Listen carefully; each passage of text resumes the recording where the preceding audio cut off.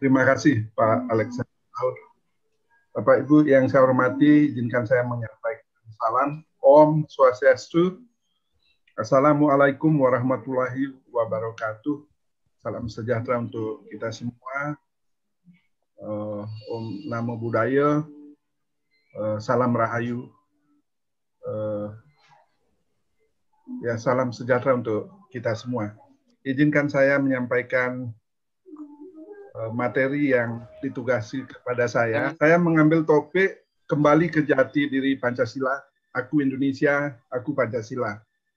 Mengapa topik ini saya ambil dalam rangka refleksi kita di akhir tahun ini? Ini betul saya ambil dari hasil penelitian saya yang mengejutkan tahun ini juga. Saya baru saja meneliti bagaimana tingkat pemahaman mahasiswa di Bali, khususnya di Kabupaten Buleleng, tentang pemahaman mahasiswa terhadap Pancasila. Saya sungguh terkejut hasil tes pemahaman mahasiswa dari semester 1 sampai semester akhir tahun ini ternyata hanya mencapai skor 48,82 dari skor tertinggi yang mesti bisa dicapai 100. Jadi skala penilaian 0 sampai 100. Sungguh betul-betul mengejutkan bagi saya bagaimana mahasiswa yang sudah mendapat mata kuliah Pancasila,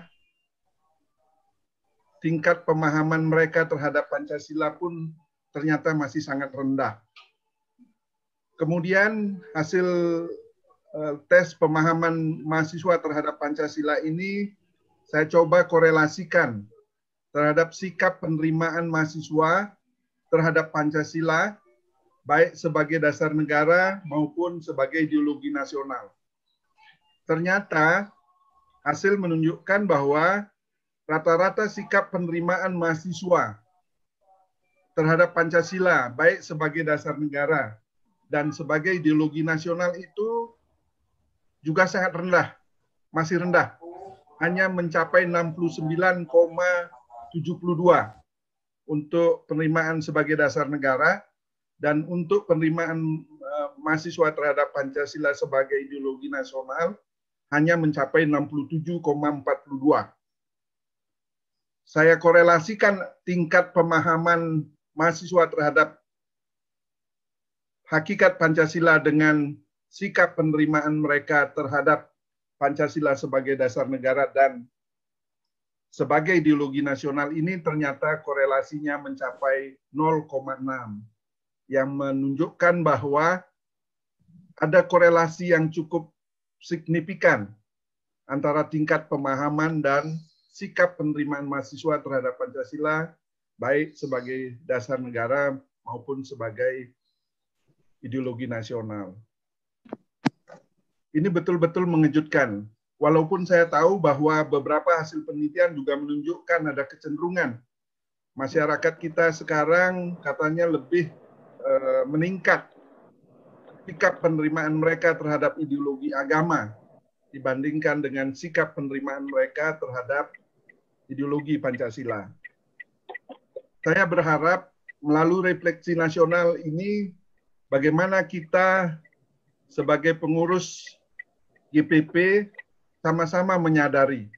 Mudah-mudahan semua daerah bisa melakukan penelitian seperti ini yang bisa menjadi dasar bagi kita untuk mengambil sikap dan tindakan bagaimana kita bisa meningkatkan pemahaman masyarakat pada umumnya.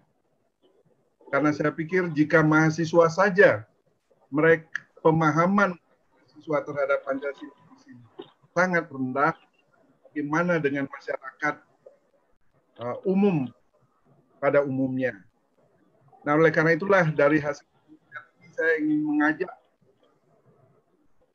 teman-teman semua, saya tidak bermaksud menggurui, tapi saya ingin mengingatkan bahwa kondisi masyarakat kita, saya sungguh tidak percaya. Bali yang saya pikir pengaruh ideologi sempalan seperti radikalisme, fundamentalisme, liberalisme, marxisme, sosialis materialistik.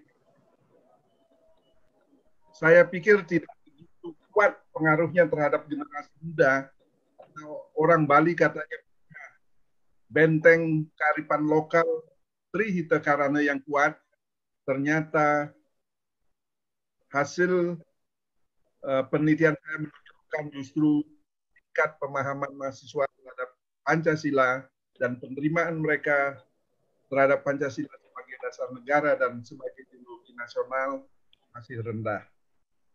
Oleh karena itulah saya ingin mengajak kita semua untuk mengingatkan, ini adalah masalah yang besar saya pikir. Karena untuk bagaimana kita mengajak mereka kembali ke jati diri Pancasila bukanlah usaha yang mudah. Jika mahasiswa saja masih menghadapi masalah yang cukup besar seperti ini, apalagi masyarakat umum. Nah, saya ingin mengingatkan kita semua bahwa sesungguhnya manusia Indonesia dan Pancasila itu adalah satu kesatuan. Saya gambarkan seperti di dalam PowerPoint yang saya tunjukkan ini. Inilah yang tidak kita sadari. Banyak yang memandang bahwa Pancasila itu seakan-akan adalah sama seperti ideologi yang dipaksakan oleh the founding fathers kita. Mereka banyak yang berpikir, terutama generasi muda kita, karena mereka tidak memahami sejarah dengan baik, mereka menganggap semua itu adalah hasil perenungan para pendiri negara yang belum tentu sesuai dengan kehidupan masa milenial sekarang. Nah, oleh karena itu saya ingin mengingatkan bahwa antara manusia Indonesia dan Pancasila itu sesungguhnya adalah satu kesatuan yang tidak bisa dipisah-pisahkan. Ibarat dua sisi mata uang, dari satu keping mata uang, yang satu tidak akan berarti tanpa yang lain. Jika gambar burung Garuda di keping mata uang ini tidak ada, maka nilai 100.000 ini pun tidak akan ada. Begitu sebaliknya, jika nilai nominal uang tidak ada, maka yang lain juga tidak berarti. Begitulah hubungan Indonesia dan Pancasila. Saya hanya ingin mengajak teman-teman, Bapak Ibu semua, bagaimana kita menerapkan nilai-nilai Pancasila dengan menggunakan dua adagium yang saya petik dari kesadaran berpancasila dengan melihat hakikat hidup manusia. Yang pertama adalah kuasailah iptek dan intak setinggi-tingginya. Berkaryalah segiat-giatnya. Kumpulkan harta sebanyak-banyaknya seakan engkau hidup 100 tahun lagi. Tapi yatnyakanlah, ibadahkanlah, amalkanlah ilmu dan hartamu juga sebanyak-banyaknya seakan engkau mati sebentar lagi. Lalu yang kedua, janganlah pernah bertanya dan meminta apa yang bisa diberikan oleh bangsa dan negara kepadamu, tetapi bertanyalah apa yang terbaik bisa kita berikan kepada bangsa dan negara demi kejayaannya. Saya kira itu kesimpulan terakhir dari saya mempelajari Pancasila yang benar. Tindakan yang harus kita lakukan adalah sesuai dengan adagium ini. Ini memang ideal kelihatannya, tapi saya yakin jika kita punya pemahaman dan komitmen yang benar, pasti dua adagium ini bisa direalisasikan. Terima kasih. Saya tutup. Om Santi Santi Santi.